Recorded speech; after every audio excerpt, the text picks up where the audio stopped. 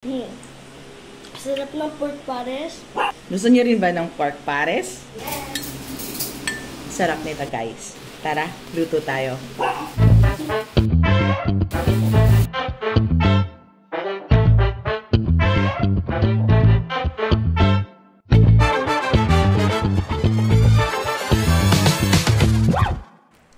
So kung hindi ka mahilig sa baka at gusto mo talaga ng pares, para sa'yo itong lulutuin ko. Dito sa malinis na kaserola, ilalagay ko na ang ating na slice na pork meat. Ibuhos ang tubig, enough na makover ang meat. Then ilagay yung mga sangkap, like onion, garlic, ginger, then pampalasa, salt and pepper. And then i-cover natin at magsa-start na tayong mag-apoy. Pakuluan ko lang po ito ng 30 minutes. At habang nagpapakulo tayo ay magpa-fry tayo ng ating garlic. Mas masarap kasi pag maraming garlic yung ating pares. Then iset aside natin ito kasi pang toppings natin to later.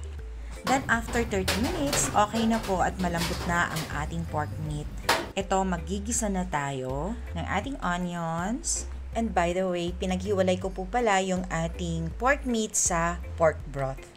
Isunod natin ang garlic, then also the ginger. Madali lang po talaga magluto ng pares. Pasensya nyo lang po talaga yung kailangan dito. So, ito po, ilalagay ko po yung white portion ng ating onion leeks. At ang bida-bidahan ng ating pares, ang star anise. So, ito talaga yung nagbibigay ng halimuyak. Yung flavor niya talaga kasi is kakaiba. Kaya wag nyong kalimutan na maglagay ng star anise. At ito na ang ating pinakuloang pork. So, ihahalo na natin dito. Igigisa muna natin para ma-infuse po yung flavors ng ating mga ricados. Masarap kasi yung pag-bite mo ng meat ay meron siyang flavors talaga. So, ito na. Ilalagay ko na yung ating soy sauce. Then, the brown sugar. So far, negro ito And then, itong 1 pack ng maliit lang po na sachet ng ating oyster sauce. Then, halo-haloin lang natin. Again, yung rule natin dito is, luto ko, kain ko. Tikim ko, natural, sundin ko ang panlasa ko. Of course, the ground black pepper. And itong pork broth ay galing to sa pinaglagaan natin kanina ng ating baboy. So, ito po yung ating isasabaw dito para mas malasa. Di po ba?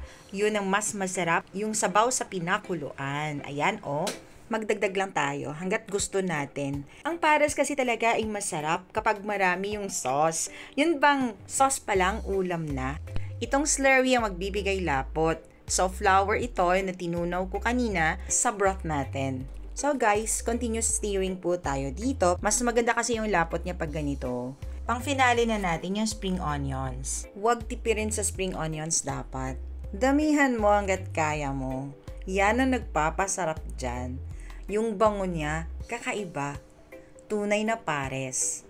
Ganito ka-smooth dapat. Yung ganitong texture niya, saktong lapot, at yung lasa, perfect yung tamis at alat. Yung hindi nakakaumay, yung swabe lang. Above all, huwag kalimutang iahon ang star anise. Itabi natin ito bago natin iserve.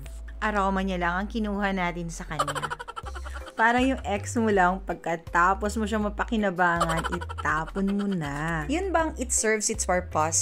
Na pag hindi ka na kapakipakinabang, isasantabi ka na. O, diba? Yung buhay parang star anise ka lang. Pero ang mahalaga, may pakinabang. Eto na, isa-serve na natin ang ating masarap na pork pares. And top it off with fried garlic.